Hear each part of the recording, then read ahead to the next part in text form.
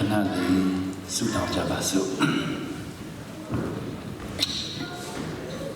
တန်ရှင်တော်ပါကိုတန်ရှင်ခြင်းကိုဒီနေ့ရပြန်လည်မြင်တွေ့ဖို့ရန်ဒါတို့သမီးတို့ရောက်ရှိလာပါပြီဖြောင်းမတော်ပါကိုဖြောင်းမခြင်းကိုမြင်ဆံဖို့ရန်ဒါတို့သမီးတို့ဒီနေ့ရောက်ရှိလာပါပြီအလုံးစုံကိုတတ်နိုင်သောကျွန်တော်ရဲ့ဖဖျားသခင်ခြေသားလေးများတို့ရဲ့ဘဝတစ်ခုလုံးကြုံဖြစ်ခြင်းတွေလွတ်မြောက်လာပြီးတဲ့နောက်မှာကိုယ်ရဲ့တကူတော့ပြန်လည်ခံစားမှုရတဲ့နေ့ရောက်ရှိလာကြပါပြီ။ဒါတို့သမီးတို့ဒီနေ့ညမှာရောက်ရှိလာတဲ့အခွင့်အခါကျွန်တော်ဘဝတစ်ခုလုံးမှာရရှိသောခွင့်အခါမြောက်များစွာနဲ့မှာထူဆန်းသောခွင့်အခါဖြစ်စေတော်မူပါ။ဒီနေ့ညမှာအဝေးမှလာသောပုဂ္ဂိုလ်များအနီးမှလာသောပုဂ္ဂိုလ်များမိမိတို့ခန္ဓာကိုယ်တွင်မှပျက်စီးယူရန်ထသောယောဂများအလုံးရဲ့ပျောက်ကင်းခြင်းကိုခံယူရလာသောပုဂ္ဂိုလ်များကိုချင်းမှာကိုယ်တော်နဲ့ညီဟုတ်ရန်စိတ်နှလုံးကျွမ်းမဲ့ပြီးသောပုဂ္ဂိုလ်များရှင်ဒီညမှာကျွန်တော်ဘဝဟာဘာမှတုံးလို့မရတော့ဘူးဘဝကိုရှုံးပြီးတော့မယ်ဖရာသခင်ကလည်းရှုံးပြီးတော့မယ်ဆိုပြီးတော့စိတ်သက်ကြပြီးလာသောပုဂ္ဂိုလ်များရှင်ဒီညမှာမိမိတို့ရဲ့ခန္ဓာကိုယ်တစ်ခုလုံးပျက်စီးလာသောကြောင့်ကိုယ်တော်နဲ့အတူနေဖို့ရန်ခွင့်ခါမကြုံတော့ပဲကဲတင်ချင်းသာရတယ်တိုးတော်လည်းပါတန်ဖိုးမှမရှိဘူးဆိုပြီးတော့ကိုယ်တော်ထံသို့လမ်းကြောင်းမမြင်သောကြောင့်စိတ်သက်ကြနောက်ဆုတ်မဲ့သူများအလုံးတွေနိလန်းအသည့်ဘဝအသည့်အလင်းရောင်အသည့်ဖြစ်စီတော်မူပါကိုယ်တော်ရှင်အာယုံဦးမှာနေ့တစ်ခုမျှော်လင့်သောဘဝပိုင်ရှင်များအလုံးတွေရှင်ဒီကိုယ်တော်နှုတ်ကပတ်တော်သည်ထိုနေ့တစ်တွေအလင်းဖြစ်စေတော်မူပါကိုယ်တော်သည်ကျွန်တော်တို့ကိုတင်တို့သည်လောကရဲ့အလင်းဖြစ်ကြတယ်ထ၍လင်းကြပါလို့ဖိတ်ခေါ်တော်လည်းပဲကျွန်တော်တို့ဟာထ၍လင်းဖို့ရန်ဆန္ဒရှိတော်လဲထ၍လင်းဖို့ရန်ဆန္ဒရှိတော်လဲအလင်းဖြစ်ကြောင်းတတိခံဖို့ရန်ဆန္ဒရှိတော်လဲအသက်တာခန္ဓာကိုယ်ဘဝမှာတော့အမောင်ထုဖြတ်တန်းရဲ့ကြော်လွှားရမယ့်အချိန်များစွာဆုံးရှုံးနေပါလေကိုလို့ရှိရင်ထိုပုဂ္ဂိုလ်များတို့လည်းရှင်ဒီယဟာကိုရောရဲ့အလင်းတွေ့ပြီးတော့ကိုရောရဲ့တကူတွေ့ပြီးတော့တန်ရှင်သောဝိညာဉ်တော်နဲ့တွေ့ဆုံပြီးတော့မိမိတို့ဟာကပ္ပအလင်းဖြစ်တယ်လင်းရတော့မယ်ဆိုတဲ့ခွင့်ခါကိုဒီနေ့ဆောက်ခူးနိုင်ဖို့ရရောက်တဲ့ဘုရားရှင်မနိုင်ကောင်းချီးပေးပါတယ်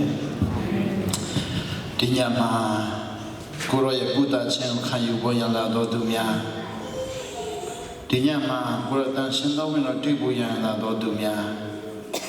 ဒီညမှာခန္ဓာကိုယ်တစ်ခုလုံးကိုဖြတ်စည်းမိသောကြောင့်ပြန်လဲအသိပြင်ပေးခြင်းခံဖို့ရလာတော်သူများ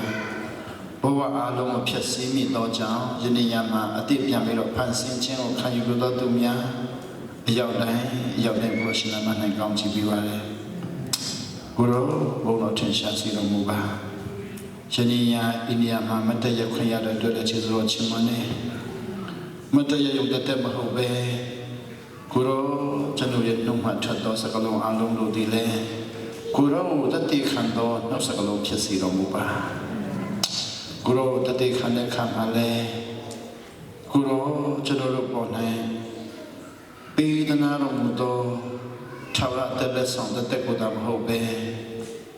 ကိုရောကျွန်တော်ဂတိပေးထားသောအနာရောဂါပျောက်ကင်းခြင်းလုံးစုံဂတိပေးထားသောတန်ရှင်သောဝိညာဉ်ရဲ့တကူဂတိပေးထားသောတန်ရှင်သောနလန်ပြပို့ဆောင်မှုကျွန်တော်တို့ကိုဂတိပေးထားသောနိုင်ငံတော်ရဲ့တရင်ကောင်းများအားလုံးကိုလည်းဒီညမှာမြည်ဆန်းခွင့်ပေးတော်မူပါကျေးဇူးတော်ချီးမွမ်းနေကျွန်တော်ဆုခဲ့တော်တဲ့ခြင်းကျွန်တော်ဆုတောင်းခဲ့တဲ့ဆုတောင်းတန်များကျွန်တော်ဒီညမှာတူနဲ့တူအားပေးခဲ့တဲ့အားပေးခြင်းများတို့သည်ကိုရောနဲ့တူပြန်လည်၍ဒီညမှာတွေ့ဆုံဖို့ရန်ပံ့ပိုးခြင်းအလုံးစုံဖြစ်စေတော်မူပါ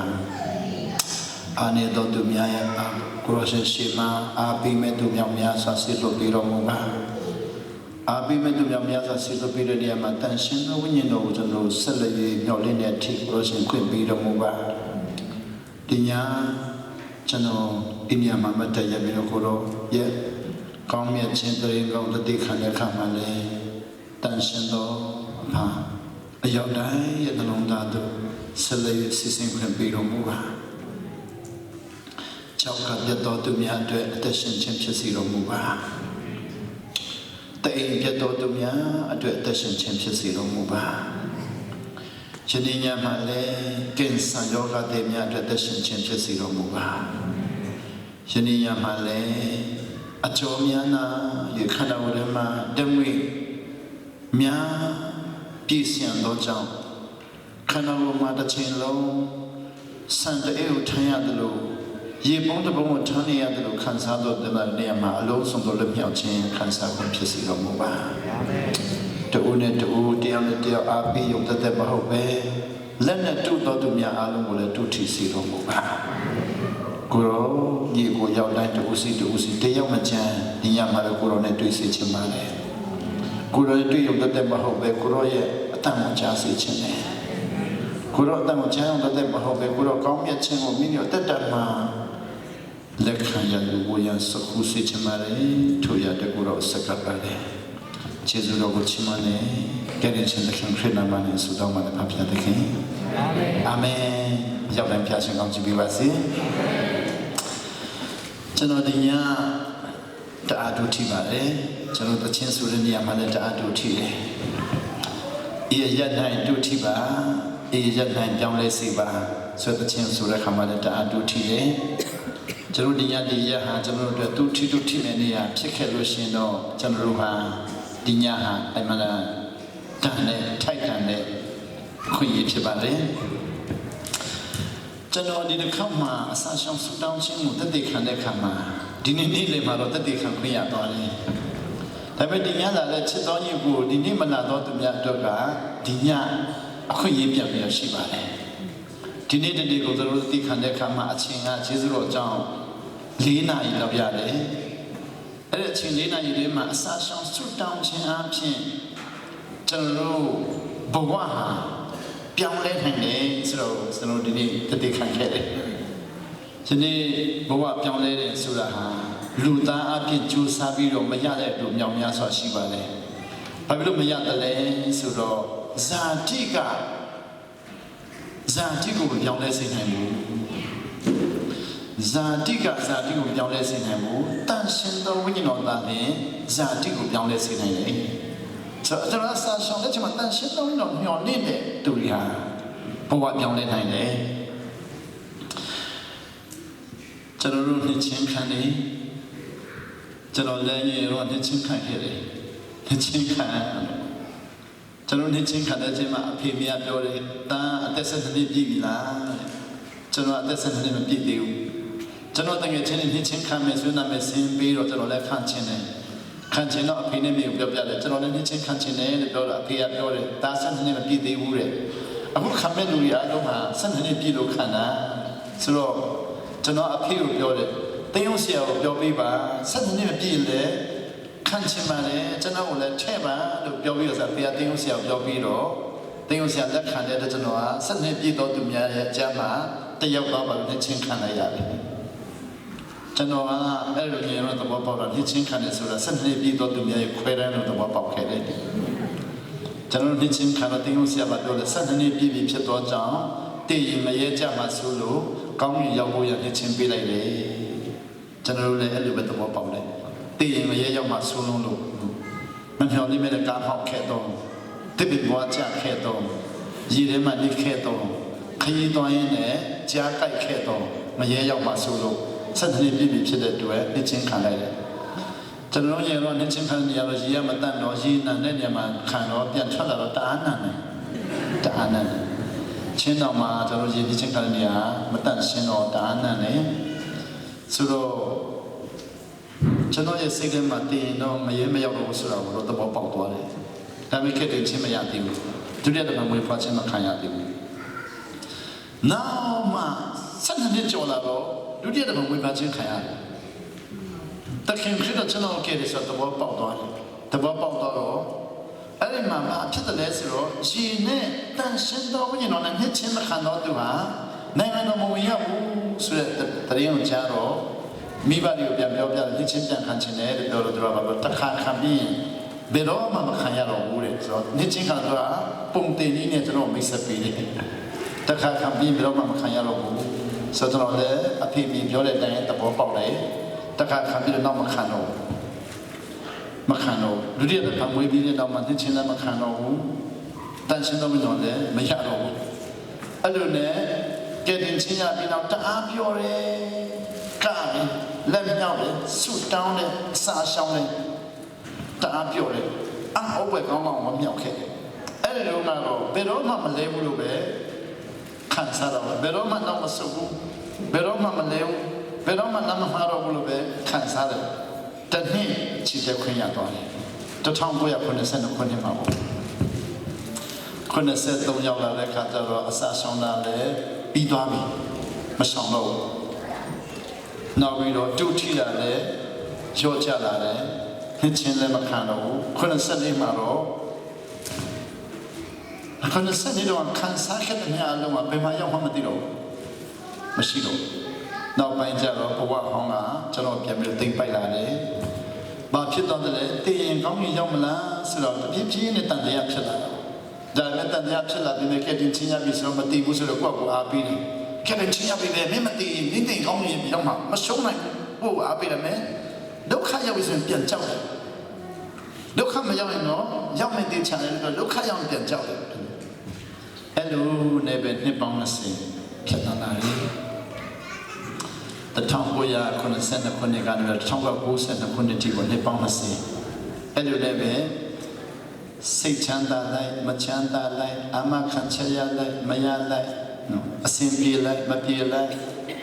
တရားဟောနာထောင်ရင်တေချလိုက်နာမထောင်တဲ့ခါမှမတေချလိုက်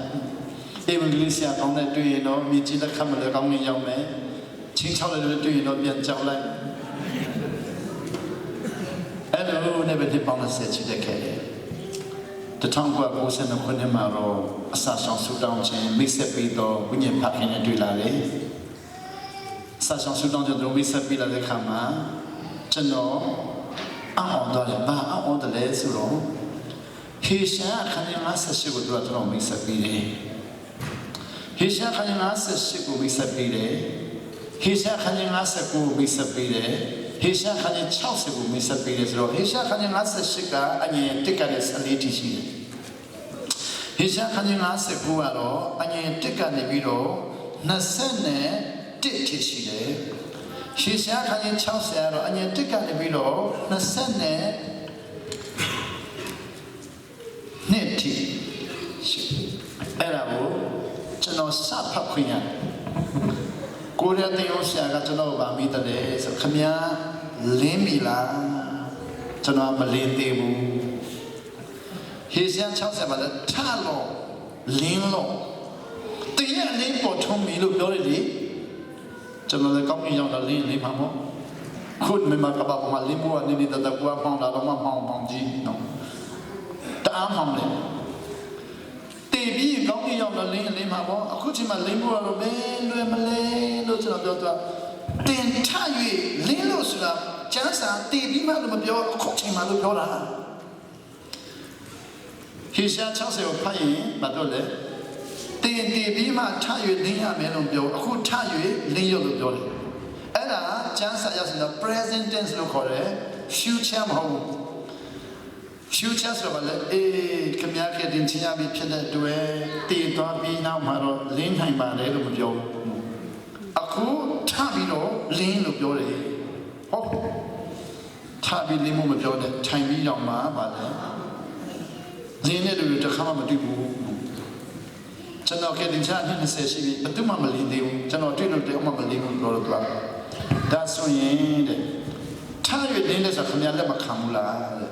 ကျွန်တော်လက်ခံတယ်မယုံဘူးလားယုံတယ်ယုံရင်ဘာလို့မလင်းတယ်အော်နောက်မှလင်းမယ်လို့ယုံတယ်နောက်မှလင်းမယ်ဆိုတာယုံတာမဟုတ်ဘူးသူပြောတာထရလင်းတာလို့ပြောတယ်ထလာလိမ့်မယ်လင်းလာလိမ့်မယ်လို့မပြောဘူး future မဟုတ် present ကျွန်တော်ကမထားဘူးမလေးဘူးတည့်ရအလေးရောက်လာပြီတဲ့ရောက်လာလိမ့်မယ်လို့မပြောရောက်လာပြီကျွန်တော်ရောက်လာတယ်လည်းမတူဘူးအဲ့တော့အဲ့လိုဆိုရင်ရှာခန်း60နောက်ဆုံးလိုက်59သွားစမ်း59မှာတော့အပြစ်ပေါင်းမြောင်များစွာရေးထားတယ်ကျွန်တော်ရဲ့အပြစ်တွေပေါ့ကျွန်တော်တို့ဟေရှာ59ဖတ်ကြည့်ကျွန်တော်တို့အပြစ်တွေအကုန်လုံးမှာပါတယ်ကျွန်တော်တို့မတော်အပြစ်ပုံများတယ်ဆိုတော့လိုက်ရှာဆရာမလို့59ဖတ်တယ်လည်းအကုန်တွေ့ရတယ်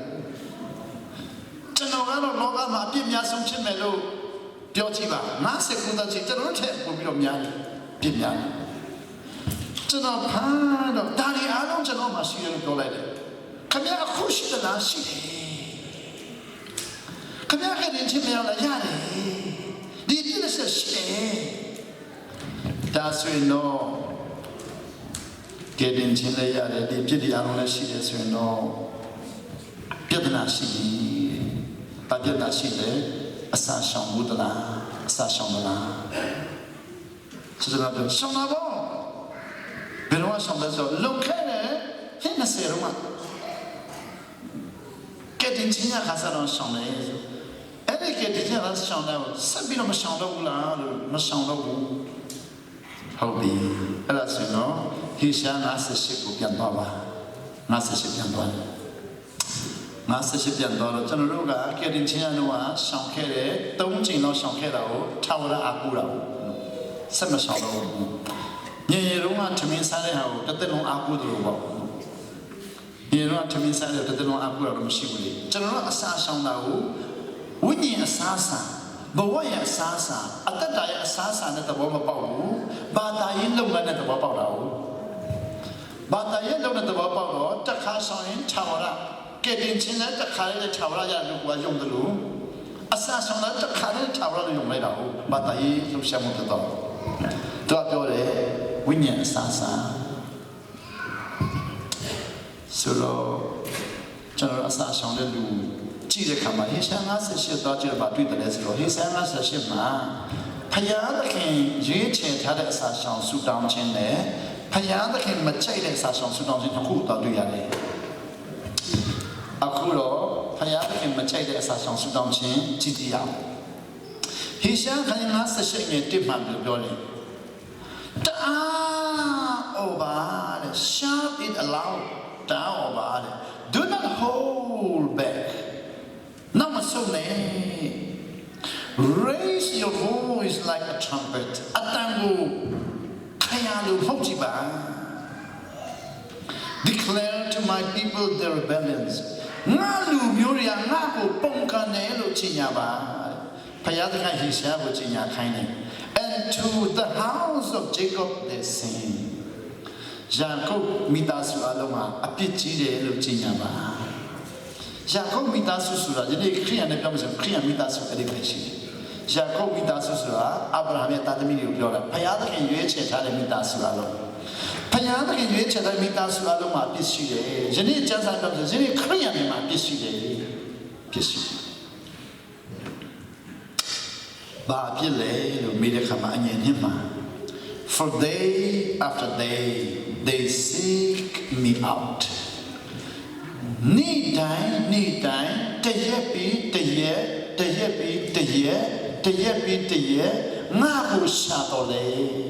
they seek me out. They seem eager to know my ways. Nga langu teaching the say shit and do shani dolebe. Tadova nga langu teaching the punta apale. They seem eager to know my way. Nga langu teaching it santa as if they were a nation that does what is right. Taroa nga ye alulo lai de time pi ne tu lai ja da as if nga ye alulo lai de time pi lu ni ja le as if ke tu ni ja le and has not forsaken the commands of its God. Phaya is kau matui phi do tu ne da tu lai da တအားတူလိုက်တာ ဆိုတော့ယာကုပ်မျိုးတွေဟာဘုရားခင်ရွေးချယ်ထားတဲ့မျိုးတွေဟာအခုဒီမှာပြောတယ်နေ့တိုင်းဘုရားကိုရှာတယ်နံပါတ်1နံပါတ်2ဘုရားကြိုက်တဲ့ပုံစံတအားပေါက်တယ်နံပါတ်3ဖြောင့်မတ်သောနိုင်ငံနဲ့သူတို့တအားတူတယ်နံပါတ်4ဘုရားစကားကိုနားထောင်သောသူတွေနဲ့တအားတူတယ်ဆိုတူတယ်ဆိုတာတော့အတိတ်ပဲဟာဒီနေ့ကျွန်တော်အမေရိကန်ရောက်တဲ့ကျွန်တော်မြန်မာလူမျိုးတွေနဲ့ပြောချင်တယ်အမေရိကန်နဲ့တူတဲ့အဝတ်စားတွေအများကြီးဝယ်ပြီးဝတ်တော်တယ်ပဲနှလုံးသားကချင်းစိတ်အဲ့လိုမျိုးပေါ့အပြင်အကြည့်တော့အမေရိကန်အထက်ပြလိုက်တော့ဒေါသစိတ်အဲ့လိုမျိုးပေါ့နော်ဘာဖြစ်လဲဂိုင်းကနာခွဲခြားတဲ့လူမျိုးခွဲခြားတဲ့စိတ်ကဘာဖြစ်လဲမနာလိုစိတ်ကအပြည့်ဆံပြီးတော့လူတယောက်တွေ့တာနဲ့ဘယ်ရွာသားလဲလို့ပြီးတော့ရွာတည်ရလာရဲ့အထင်သေးရွာကြီးရလာအထင်ကြီးအဲ့ဒါချင်းစိတ်အမေရိကန်မှာလည်းအဲ့ဒီစိတ်မရှိတော့အမေရိကန်မှာတော့ဘတ်တူမဆိုတော့မခွဲခြားဘူးကျွန်တော်မြန်မာနိုင်ငံမှာတော့တအားခွဲခြားတယ်ဘယ်လာလဲအတန်ကတော့ချင်းနဲ့တူတယ်ဝဲတဲနဲ့စကားဆက်ပြောတာလည်းပါလေအထင်သေးတဲ့ mood ပါတော့ motive ပါတော့စိတ်ထဲမှာကျွန်တော်ကခွဲခြားတဲ့ motive တအားများတာပေါ့ဒါပေမဲ့အဝတ်စားတာတော့အမေရိကန်နဲ့တူသွားပြီဒါပေမဲ့နှလုံးသားကမတူတော့ဘူးပေါ့ဒီမှာလည်းသူတို့ကနေပုံထိုင်ပုံလှုပ်ရှားပေါ်စားဆောင်ပုံဟာ